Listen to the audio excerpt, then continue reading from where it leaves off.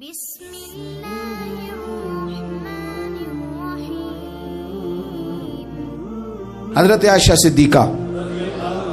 رضی اللہ تعالیٰ عنہ فرماتی ہیں ایک عورت تھی اور اسے نبی پاک صلی اللہ تعالیٰ علیہ وسلم نے وہ کلمہ پڑھ کے مسلمان ہوئی، مدینہ طیبہ آ گئی تو حضور نے مسجد نبوی شریف میں اس کے لیے مکان، ایک سادہ سا کمرہ ساتھ مسجد کے بنوا دیا، وہیں رہنے لگی۔ اکثر وہ سیدہ طیبہ کے پاس آتی تو حضرت عائشہ صدیقہ رضی اللہ تعالیٰ عنہ فرماتی ہیں وہ بڑی باتیں سناتی اور آخر میں کہتی وہ ہار والا دن بھی بڑا عجیب دن تھا اور میرے رب کی قدرتوں کا دن تھا، وہ بھی بڑا عجیب دن تھا۔ سیدہ عائشہ صدیقہ رضی اللہ تعالیٰ عنہ ایک دن فرمانے لگی کہ تو ہار والے دن کا بڑا ذکر کرتی ہے، وہ کیا دن تھا؟ تو خاتون کہنے لگی اماں جی وہ دن تھا جب میرے رب پر بھروسہ اور مضبوط ہو گیا، جس دن میرا اپنے رب پر توکل اور بڑھا، میرے ایمان میں یقین میں اور پختگی آئی۔ کہنے لگی میں ایک گھر کی کنیز تھی، نوکرانی تھی، اس گھر میں ایک بچی تھی جس کے پاس سونے چاندی ہیرے جواہرات کا ہار تھا۔ اس زمانے میں چمڑے کے اوپر لوگ ہیرے جواہرات لگاتے تھے، کئی دفعہ سرخ رنگ کے چمڑے پہ لگائے جاتے تھے، وہ بچی پہنتی تھی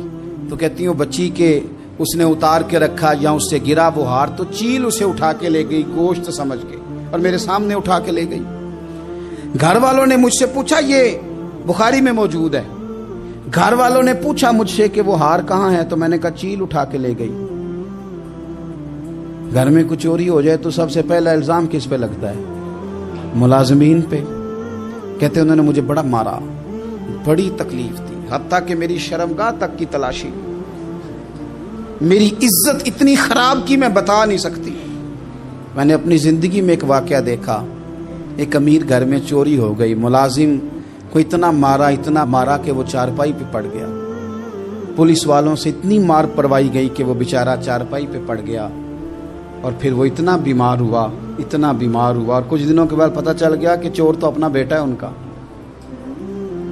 پھر اس کا انتقال ہو گیا۔ اب وہ سیٹھ صاحب اور گھر والے آ کے مرنے والے کے کان میں معافی مانگ رہے ہیں، کان میں۔ تو میں نے ان سے پھر کہا تھا کہ یہ تو اب چلا گیا ہے، تمہارا زور چلتا تھا نا تو تم نے قانون خریدا اور تم نے اسے جتنا ہو سکا تم نے اسے مار پڑوائی، تمہارے پاس جو عدالتیں تھی تم نے وہاں کاروائی کی، اب ایک عدالت قیامت کے دن لگے گی۔ یہ کمزور تھا نا، کچھ کر نہیں سکا۔ میرے نبی پاک صلی اللہ علیہ وسلم نے فرمایا سن لو، اگر سینگ والی بکری نے بغیر سینگ والی بکری کو تکلیف دی ہوگی نا تو قیامت کے دن اسے بھی بدلہ دینا پڑے گا کہ تیرے پاس سینگ تھے اور تو نے اسے مارا تھا۔ وہ خاتون عرض کرتی ہے سیدہ عائشہ کی خدمت میں کہ مجھے بڑا مارا، مجھے تکلیف دی، میں کہہ رہی تھی کہ میرے سامنے چیل لے گئی ہے پر وہ نہیں مان رہے تھے، اماں جی انہوں نے مجھے بڑا مارا۔ حضرت عائشہ صدیقہ کہتی ہیں پھر کیا ہوا؟ کہنے لگی اماں جی جب کوئی میرا مددگار نہ رہا، مجھے تکلیف دے رہے تھے، رسوا کر رہے تھے، تو میں نے اپنے رب سے مدد چاہی، میرے رب کی طرف میں نے توجہ کی، میں نے کہا مالک اب تو ہی میرا مددگار ہے۔ کہتی ہے وہ مجھے مار رہے تھے تو وہ چیل جو ہار لے گئی تھی وہی لے کے واپس آ گئی اور ہمارے سروں کے قریب لا کے اس نے جب اس ہار کو پھینکا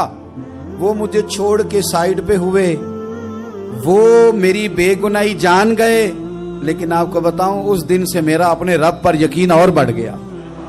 مجھے سمجھ آ گئی کہ جب انسان پورا ٹوٹ جاتا ہے اور جب کوئی چاروں جانب اس کا مددگار نہیں ہوتا تو رب تو ہوتا ہے نا، اللہ تو اس کا مددگار ہوتا ہے نا، وہ تو پھر اپنے اس بندے کی مدد کرتا ہے نا، پھر وہ تو توانائی دیتا ہے نا، وہ تنہا نہیں چھوڑتا، وہ تو آنسوؤں والوں کے آنسوؤں پہ بڑا کرم فرماتا ہے، وہ تو قسم پرسی میں آ جاتا ہے، اس کی رحمت بڑھ کے استقبال کر لیتی۔